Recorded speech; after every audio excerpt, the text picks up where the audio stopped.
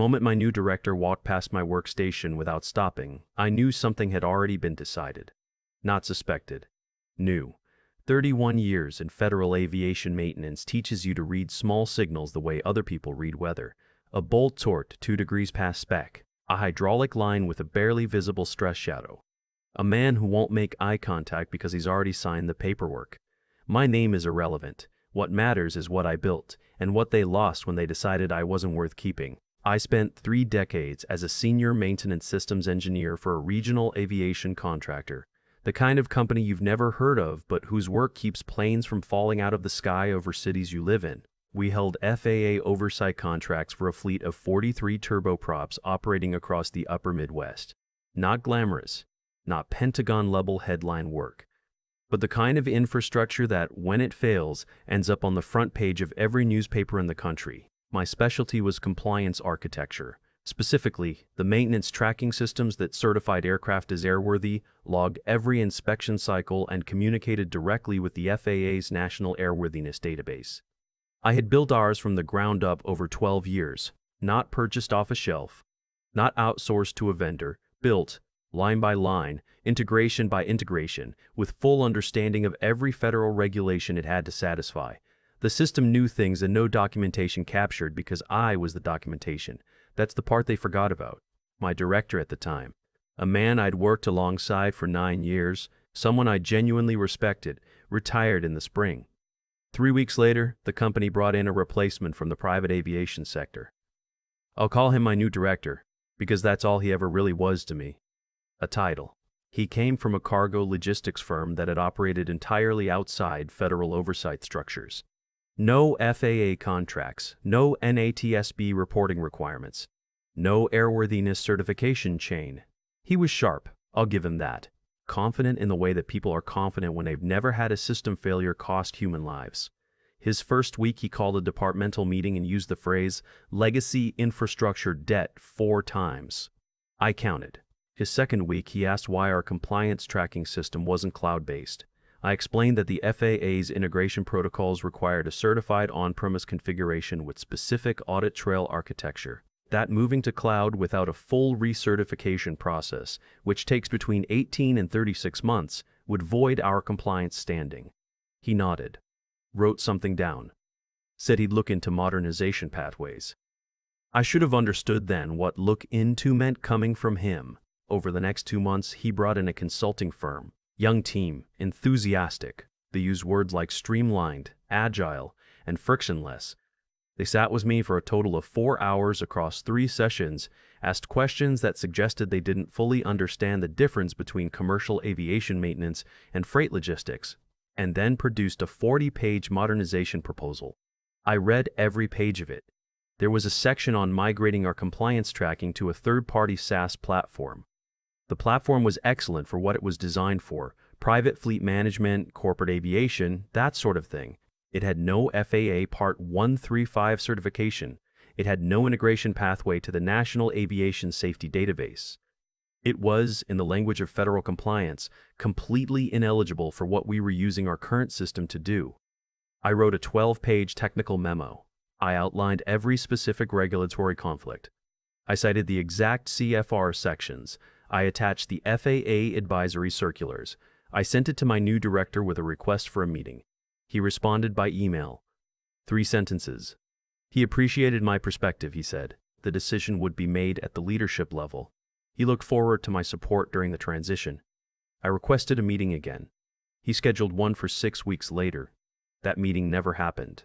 What happened instead was a Tuesday morning in October when I came in and my badge didn't work on the server room door. I assumed it was a glitch. I went to my desk. My computer prompted me for credentials that no longer functioned. I sat there for a moment looking at the login screen and I felt the specific hollow calm that comes when something you already knew finally arrives. HR called me into a conference room at 10 o'clock. My new director wasn't there. An HR coordinator I'd never met handed me a separation agreement. Restructuring, she said. My role was being consolidated. The company appreciated my 3 decades of service. I asked if there was someone technical I could brief before I left. Not for my sake. I'd seen the writing clearly enough. but because there were things about the compliance system that existed only in my head, and some of those things were the reason we'd passed every FAA audit for the last 8 years. She said the transition team had been fully briefed. I nodded, signed the separation paperwork, picked up the one personal item on my desk, a small framed photo from an air show in 2009, and walked out. I didn't say goodbye to the consulting team. I didn't send a farewell email. I didn't offer warnings to anyone who hadn't asked for them.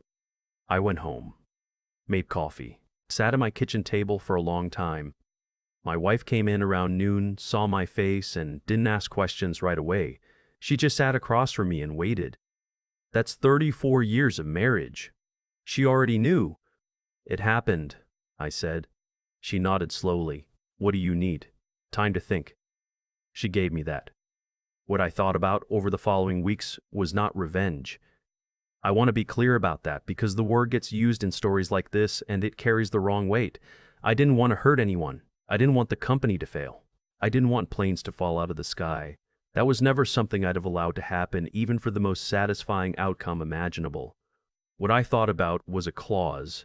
Specifically, a clause in my original employment contract from 1993, renewed and updated several times, most recently in 2018, that designated me as the Certified Systems Architect of Record for our FAA compliance infrastructure. That clause had been included at the request of our FAA regional liaison, who had wanted a named accountable individual for audit purposes. It had been carried forward in every contract renewal without anyone in current leadership ever apparently reading it. The clause stated that any modification, migration, or replacement of the compliance tracking architecture required written authorization from the Certified Systems Architect of Record, or a formal certification transfer process documented with the FAA. They had done neither. They had also, in their enthusiasm for the new platform, begun the migration. I found out about the migration through a former colleague, someone who had nothing to do with the decision but who called me out of professional concern, not company loyalty. He told me they'd begun moving historical inspection records to the new SaaS platform, that the old system was being decommissioned, that the consulting firm had assured leadership the transition would be seamless. I thanked him, told him I appreciated the call. Then I called my attorney. My attorney is the kind of person who speaks slowly and charges accordingly and is worth every dollar. I'd used her once before for a contract dispute that never became a lawsuit, and I trusted her judgment completely. I laid out the situation, the clause, the migration, the termination, the lack of any certification transfer process. She asked me to send her the contract. I did. She called me back the following morning. This is unusual, she said, which from her was practically shouting. She explained that the clause, as written, created a genuine compliance obligation, not just a contractual one, but a regulatory one, because the contract had been submitted to the FAA as part of our oversight certification documentation. In plain terms, the FAA had a record of me as the accountable architect. Removing that accountability without formal notification and transfer was a regulatory gap, not just an internal HR matter. She asked what I wanted to do. I told her I didn't want to create problems. I wanted the company to be compliant. If they wanted to proceed with their new system, I was willing to facilitate a proper certification transfer. I'd cooperate fully. But it needed to happen correctly. She drafted a letter. Formal, precise, citing the specific regulatory framework, sent it to the company's legal department. The response from their side took 11 days. 11 days during which, I would later learn, the migration continued. By the time their attorney responded, with what my attorney described as a letter that suggests they didn't read our letter, the new platform had been live for 4 days. What happened on day 5 is the part I'd had to piece together from multiple sources because I wasn't there. The FAA conducts routine airworthiness database synchronization checks. It's automated, happens in the background constantly, and most of the time nobody notices it. But when the synchronization check runs against a facility's compliance system and the system architecture doesn't match the certified configuration on file, a flag gets raised. The flag in this case was not small, because they hadn't migrated just the current records. They'd migrated the historical audit trail, the records that the FAA uses to verify continuous airworthiness compliance over time. And the new platform's data structure didn't map cleanly to the FAA's expected format, which meant that when the synchronization check ran, the FAA system couldn't verify the audit chain for 14 aircraft. 14 aircraft that were currently in revenue service. The FAA doesn't send a politely worded letter when something like this happens. They issue a ground stop. All 14 aircraft were grounded pending a compliance review. 6 of them were mid-rotation at regional airports. 4 were carrying passengers who had to be rebooked. The ground stop went into effect at 6:47 in the morning on a Thursday, which is the worst possible time for a regional carrier because Thursday morning is high-load commuter traffic. The company's operations center apparently spent the first 2 hours trying to fix it internally. The consulting firm spent the next 3 hours on the phone with the SaaS platform support team, who, I was told, were genuinely trying to help, but had no pathway to resolve an FAA database synchronization issue, because their platform had never been designed to interface with that database. By early afternoon, someone found the letter my attorney had sent. I don't know who made the call to my attorney's office. I know it wasn't my new director. My attorney told me it was the company's general counsel, and that he sounded like a man who had not slept in some time and had recently had several difficult conversations. She relayed the situation to me. The ground stop, the database issue, the FAA review pending, the fact that their team could not reconstruct the audit chain because the migration had not preserved the metadata structure required for FAA verification. She told me what they were asking. They wanted me to come in, to consult on the remediation, to help them reconstruct the audit trail from the legacy system, which, fortunately, had not yet been fully decommissioned. They were prepared to compensate me for the engagement. I asked my attorney to find out the exact nature of what they needed from me. She called back within the hour. They needed the legacy system's export protocols, the audit trail reconstruction process, and the FAA database reintegration procedure, all of which I had documented personally and which existed in a format that only I fully understood, because I had built the documentation the same way I'd built the system, with the assumption that I would be the one using it. I sat with this for a long time. My wife was in the kitchen when I came downstairs. She looked at me once and said, "What are you going to do?" "The right thing," I said. She nodded. "I know. I just wanted to hear you say it." Here's what the right thing looked like, practically. 14 grounded aircraft meant 14 flight crews sitting idle, dozens of booked passengers rerouted or stranded, and ripple delays across connecting routes. None of those people had anything to do with the decision to terminate me. None of them had anything to do with the migration. They were just people trying to get somewhere on a Thursday morning. I called my attorney back. I said I would consult. But I had conditions. The first condition was formal documentation of the certification transfer, done correctly, filed with the FAA, removing my name from the accountable architect record in a way that fully complied with the regulatory requirement, not to protect me, to close the gap properly.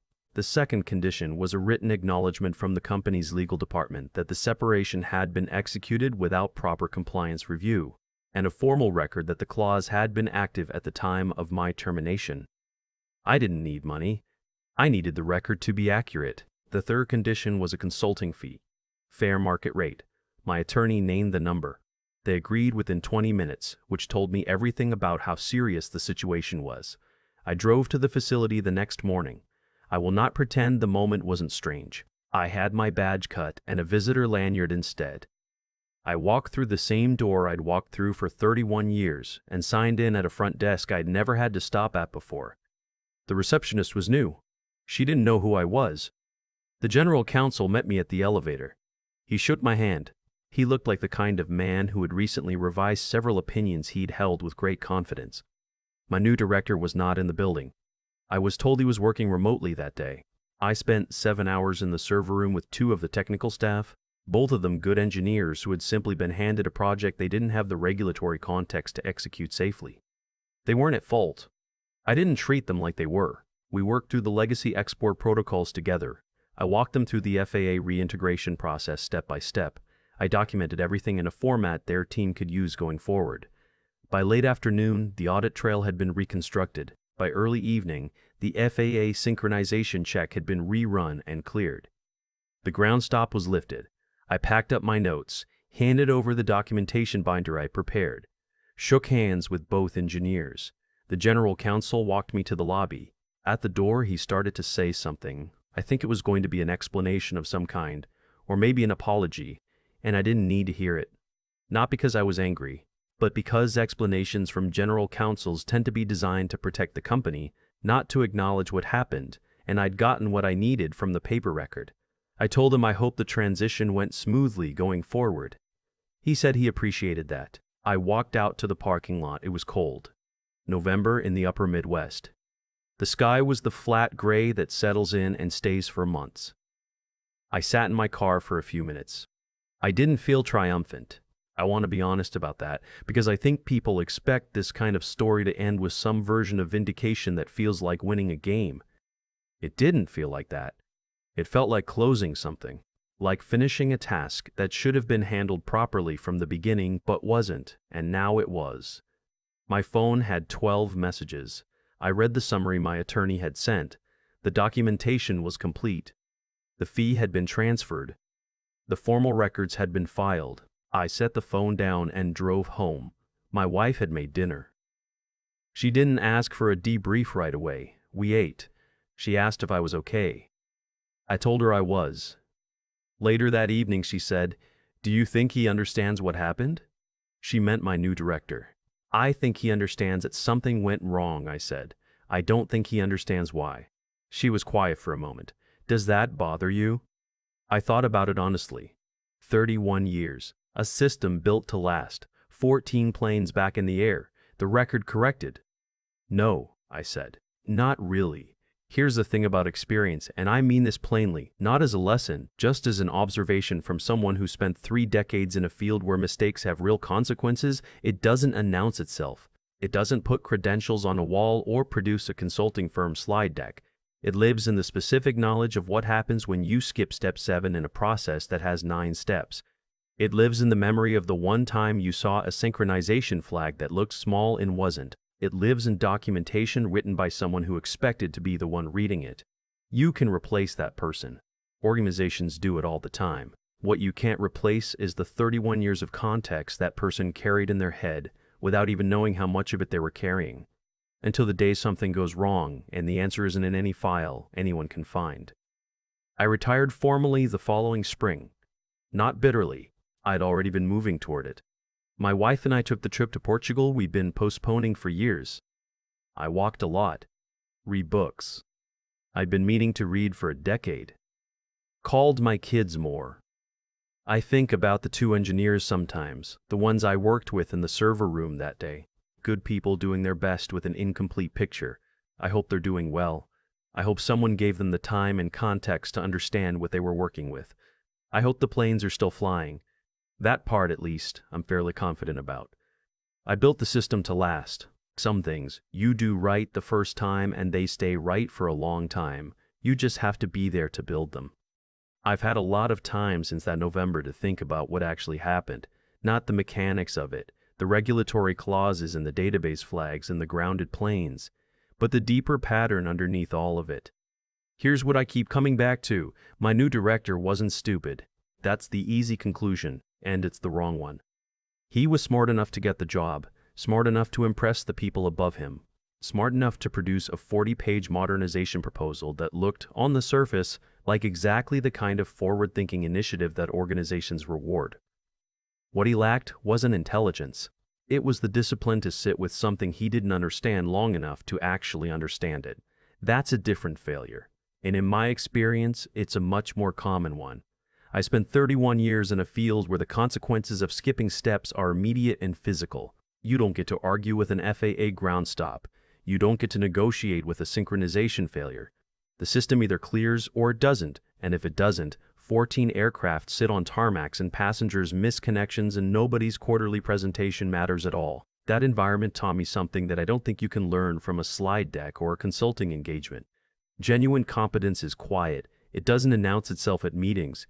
It shows up in what doesn't go wrong. My new director had never worked in an environment where things went catastrophically wrong. That shaped him in ways he probably couldn't see. When I submitted that 12-page technical memo, he read it as resistance, as an older employee protecting his turf, as a kind of friction that change management exists to overcome.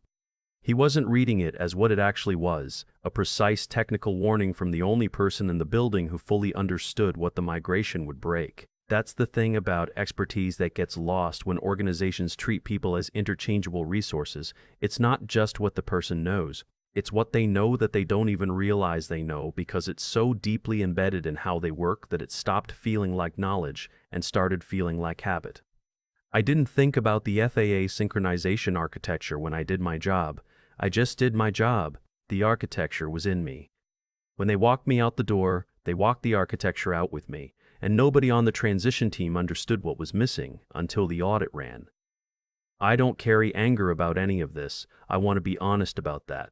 There were a few weeks after the termination where something sharp lived in my chest, but it faded. What replaced it was something closer to clarity. I had built something real. I had done it with integrity.